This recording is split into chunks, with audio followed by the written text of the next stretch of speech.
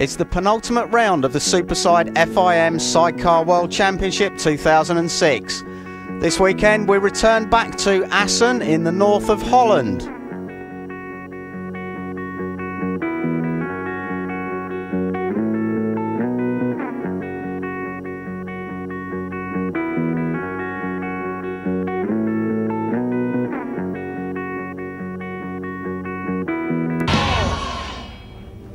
Assen, of course, was the venue for round 3 supporting MotoGP. This weekend we're supporting World Superbikes.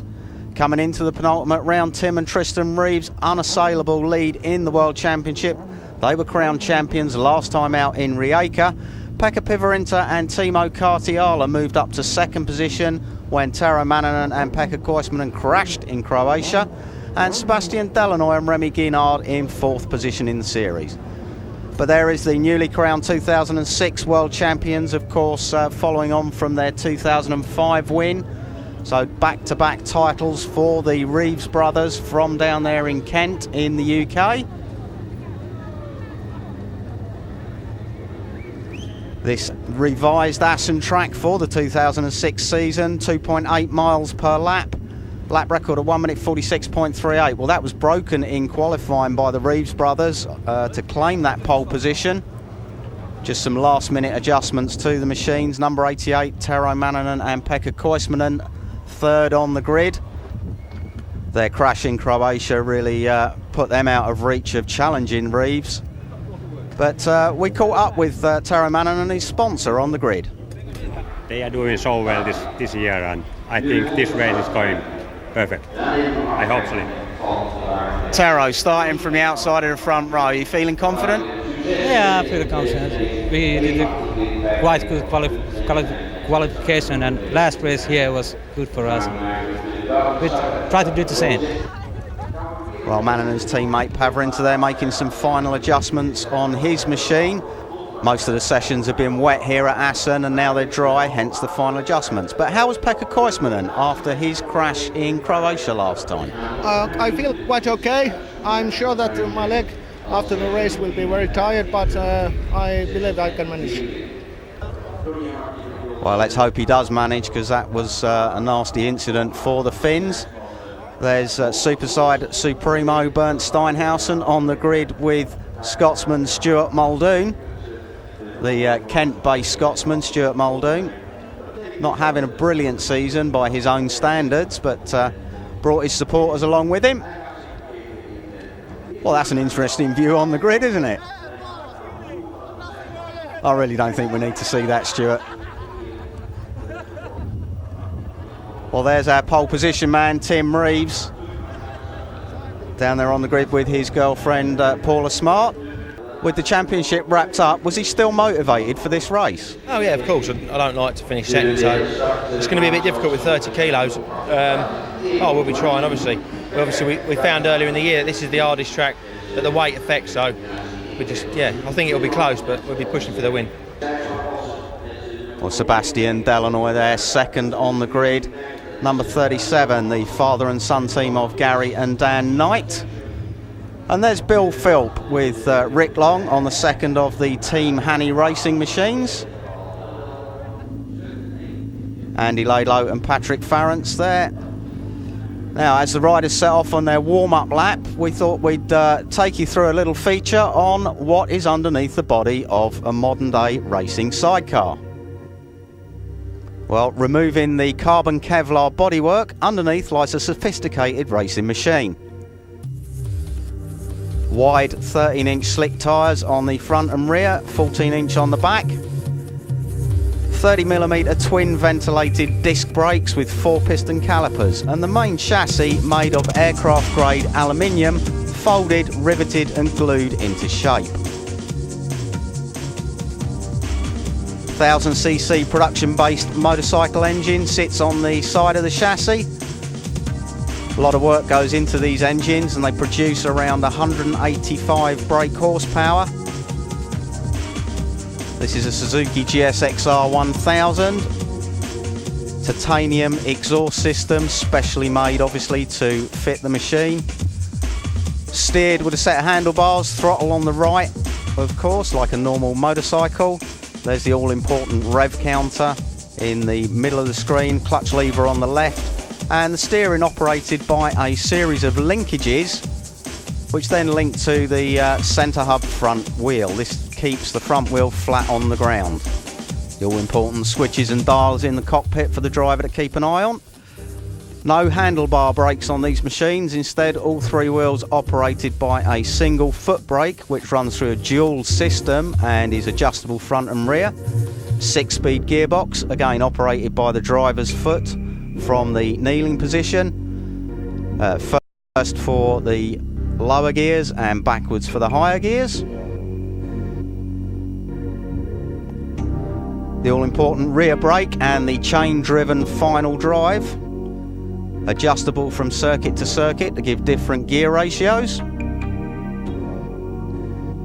And this is where the passenger does his job from. A 1 metre square carbon fibre honeycomb platform, specially shaped to keep the passenger in the machine as long as possible. And the all-important handholds for the passenger. This is the handhold for the left-hand corners, holds on with the right hand. The central post, which the passenger holds onto with his left hand at all times. Huge water cooling radiator sits behind the grille there for the big 1000cc engine. Blows a lot of hot air back onto the passenger. So that's a modern day racing sidecar. Let's put it all back together in time for the race. So now you know what's underneath the fairing, as explained by my colleague here, Ian Guy. As an ex-racer, he definitely knows what it's all about. Gold race, 18 laps, on-board footage.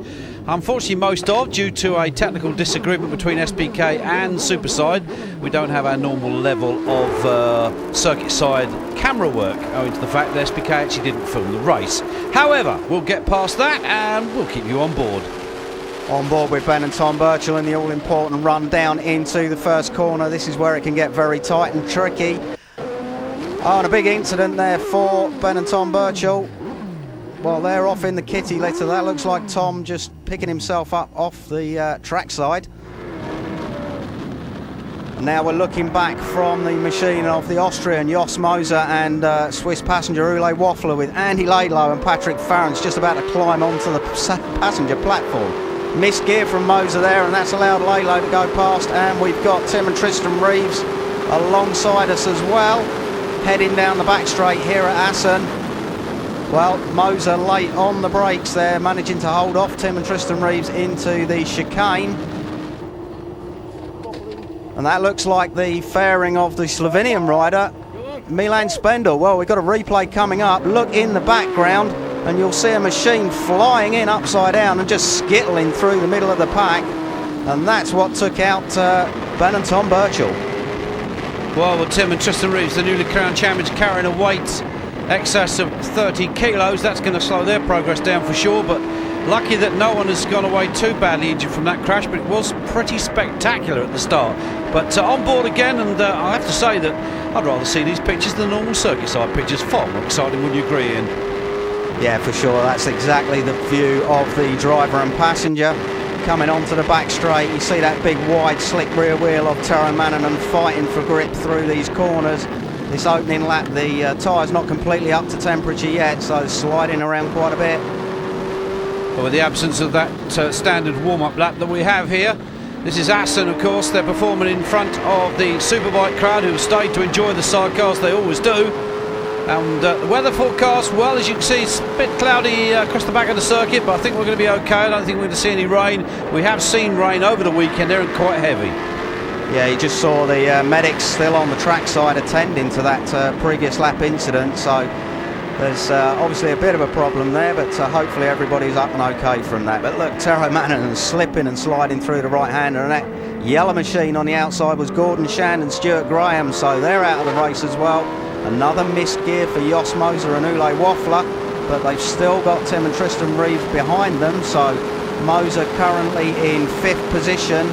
He's got Andy Laidlow ahead of him, Pekka Piver into 3rd, Manninen in 2nd position, and leading at the moment the French pairing of Sebastien Delanoy and Remy Guinard. So the passenger having to work overtime here at this Assen circuit. One side they've got someone coming in to the pit area, and that looks like number 99. Yeah, Dan Morrissey and Rob Biggs, looks like they were caught up in that first lap incident as well, so their race is run after just one lap. Now Tim and Tristan Reeves closing right up on the back of the Team Tyrrell Delta Honda into the right-hander, and it looks like Reeves has gone through. Big slide from Moser. Reeves is up to 5th position. Well, with that 30 kilos, we'd have expected to have a more serious effect on him, but they're inspecting the damage here. Mr. Morrissey and company, mechanics all looking to see what has been done in that little instant on that opening lap, and that looks like they're out of this race. Yeah, a bit of a disappointing season for Dan Morrissey and Rob Biggs. Things really not gone the way they expected with that 2004 World Championship winning LCR Suzuki of Steve Webster's, but no doubt they'll bounce back.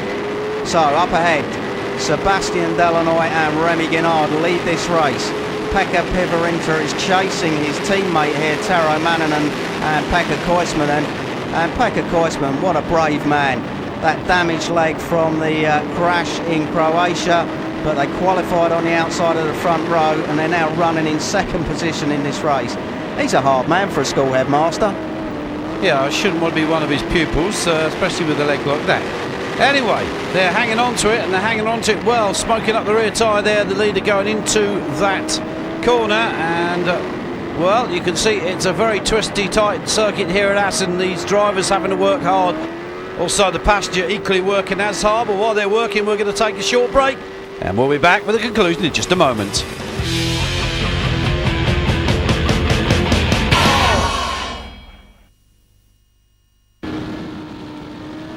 Back on board with Austrian Jos Moser and his Swiss passenger Ule Waffler. They're in 6th position at the moment. The race still led by the number 91 machine of Sebastian Delanoy and Remy Guinard. But looks like Moser's going to come under pressure from the number 55 machine of Mike Rocher and Adolf Hani, the Swiss passenger there with the German driver. They're closing on this Team Tyrrell Delta machine, Kenny.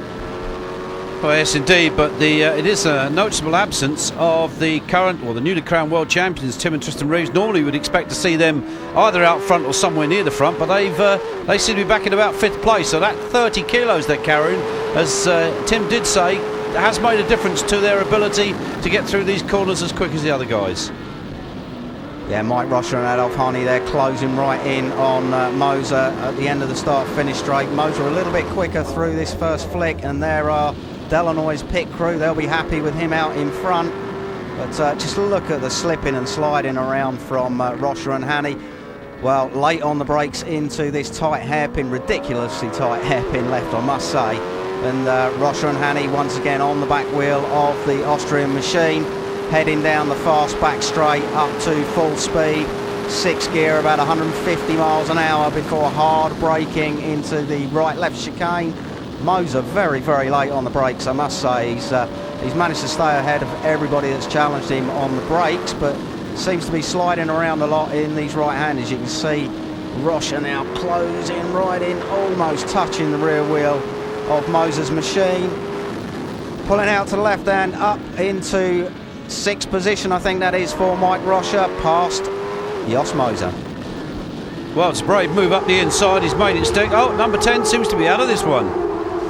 Yeah, that's the other French pair, Jean and Gregory Clouse. Their race is run. That's Greg Clouse there, just looking and seeing what else is going on. But disappointment for the other French teams in this race. But still, it's Delanoy and Guinard out front. But Manninen and Koismanen smoke there from the wheel of Delanoy. Manninen and Koismanen still putting the French team under pressure. Well, the big question is who can keep this up to the end of the race as they keep when they hit the curbs. It causes our onboard cameras, you can see, to fluctuate slightly. It's the force that they hit these curves with, so they have to make any camera shake around. Well, Scott Smart there, the British Superbike star with the Reeves. That's of course his sister Paula alongside him, the girlfriend of Tim Reeves, the newly crowned world champion, or so regained his world championship, he and his brother Tristan this year. Nevertheless, it's still going on out on the track as you would expect, and it's well, no big change from the last couple of laps. It's still a French pair out there in front, and they're still being chased. Yeah, being chased by the two Finns, but as we look back from Jos Moser's machine, that's Richard Gatt and Paul Randall from Kent in the UK, and well, a mistake there from Moser. He's in the wrong gear, and that was Gatton Randall just straight past. Well, back on board with Pekka Pivarinta, and that's Sebastian Delanoy ahead of us. So Tero Manninen and Pekka Koismanen have taken the race lead. Delanoy, well, possibly struggling. There is a problem with tyres around here, getting them to last the full race distance. The horsepower of these machines, and it doesn't help when you keep smoking them up like that, closing in on the back of the French machine. Oh, and he's lost the front end going into the right-hander. Pivarinta alongside Sebastian Delanoy. Who's going to come out of this long right-hander ahead? And it looks like Pivarinta's now up into second position. Absolutely incredible onboard shots you're seeing here. This is what it's like to ride around the Assen circuit at 100 plus miles per hour on a Formula 1 sidecar. So Tero Manninen and Pekka Koismanen now lead the race as we come towards the closing stages. Right behind him now, his teammate Pekka Pivarinta, P1 for the Team Suzuki Finland squad. Well, P1 and P2 for the Team Suzuki Finland squad. Well, this is going to enforce Suzuki's domination of the Manufacturers' Championship for this series. The Reeves brothers have already won the Drivers' Championship, but it's certainly the Manufacturers that Suzuki are looking to take. And there are the two Reeves brothers, the world champions, and they have a problem. Yeah, that didn't sound good when they came down pit lane, did they? But, well, Pekka Pivarinta's not given up any thoughts of the win for this one. It's all fair in love and teamwork, and both of these guys are rivals on the track. Well, Suzuki will be happy with this result. Of course, they've taken previous world championships along with Steve Webster, generally running Suzukis, but there is that machine. Tim just explaining what's gone wrong, and I suspect that may have been a gearbox problem. Yeah, it certainly sounded like it, the way it rattled down the pit lane, didn't it? But look at this, inches apart, the two Suzuki Finland machines. Pekka Koismanen getting his weight as much over the rear wheel as possible. Big slide from Manninen, getting that 185 horsepower to the ground. It's a lot of power down into one back tyre, and that tyre is going to start to protest very shortly as the laps tick away as we head towards the finish of the race. Of course, the next and final round is in Sweden. I'm sure all the riders will be there when the official presentation will take place to Tim and Tristan Reeves, who have won the championship again this year. But I'm sure that man out front would have liked it to have been a lot different. Yeah, if it hadn't been for that crash in Croatia, Manninen could have been pushing more towards the end of the season. Of course, Tim and Tristan Reeves, 8 wins to their credit so far. Manninen, 3 wins to his credit. But yeah, he could have taken the fight a bit further. But now, Jos Moser has Bill Philp and Rick Long for company. Well, Bill Philp allegedly last year stated that he was going to retire from sidecar racing and go racing Rover cars. Apparently he has done that, but he was invited to come back into this team and take the spare outfit, which he's done, and he ain't doing too bad, is he? No, returned at round 2 at Castle Combe, and he's been up hounding around the top 6. So yeah, good showing from Bill Philp, and let's hope he comes back next year as well. Well, the man from Slough in Berkshire, the owner of Berkshire Motorcycles down there, he's going for the outside of this. Can he make it round? And the answer to that is no. No, quick switch to the inside, and then in the slipstream of Moser as they come underneath the Assen Bridge once again. It's going to be a battle of wills on the brakes into the chicane, and who's going to get it? Well, that's your answer. Yeah, as I said before, Moser so late on the brakes into that chicane, just chucks that Honda in. Of course, the Honda Fireblades CBRR engined machine, the only Honda in this World Championship, but Moser's made good use of it on the rostrum in Salzburg Ring. But it looks like Bill Philp again challenging around the outside, and is he through this time? It looks no. And that is the green machine behind is Stuart Muldoon and Paul Napton, and they're really closing in on these two as well. I just hope they're not wearing kilts, because I should think it'd be a bit drafty out there. Checkered flag is out, and it will be the Finns that take the win here at Assen. Yeah, first and second for the Team Suzuki Finland machines, but here's Moser coming into the final chicane. 1 either side, 3 into 1. Does it go? Oh! Well, that looks like Muldoon took 2 in 1 there. Stewart up the inside, obviously closed everybody off and pushed them sideways. So looks like the canny Scot has got himself a couple of positions before the checkered flag. So the result confirmed, the win for Tero Manninen and Pekka Koismanen. Second, Pekka Pivarinta and Timo Kardiala. Delanoy and Ginnard held on for third position. Gatton Randall got up to fourth. Andy Laidlow, fifth. Mike Rossler and Adolf Harney, sixth. Muldoon with that last ditch manoeuvre in seventh. Well, there's the winner, Tero Manninen, just getting the spoils of victory, is that? Congratulations all around. And poor old Pekka Koismanen, well, he looks in pain, doesn't he? Well, after that big crash he had in the previous round, it's amazing that he's even able to go out there and do this. And to finish first is, I think, he needs a big pat on the back, if not a little help off the track. Well, Manninen there sprinting up the stairs towards the podium. And, well, Tero, you could have waited for your passenger to make his way up there as well. Koismanen does look in agony there. Third position, Sebastian Delanoy there, and his passenger, Remy Guinard. Well, a Schumacher-esque leap there from Tero Manninen. Obviously very happy for that victory. I don't think Pekka's going to be leaping around too much up there. No, certainly won't be doing any sort of dancing, that's for sure, but hopefully he'll be a little fitter for the last round over in Sweden as the trophies are handed out by the appointed dignitaries and officials, and of course our young ladies will be handing out the flowers, and it's kissy kissy on the side of the cheek, and lucky man, isn't she beautiful? Yeah, need 2 kisses in Holland, Pekka. The Finnish national anthem being played out there for the winners. What a great victory and a great ride from both the Team Suzuki Finland boys. So Finland, France, not a British team to be seen on the podium. That's something we often haven't seen this year. No, I can't remember the last time. I think it was last year in Croatia. So let's have a talk to the top 3.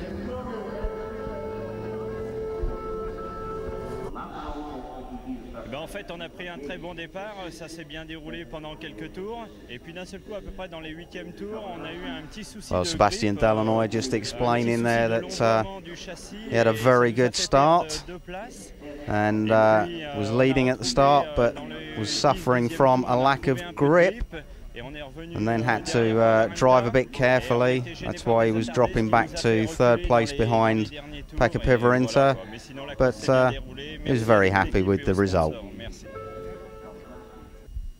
Oli se, siihen nähden mitä viimeksi meni, että pikkasen sitä puuttuu vähän säpinää. Tero kerkesi. Pekka Pivarinta said it was a good position for us and we had a better lap time here than the previous time at Assen. Työ ja tuska pitää se vauhti yllä, että mut se oli. Tero Manninen just got 2 seconds ahead of us, so it was hard, but we'll try to make the number 1 position in Karlskoga.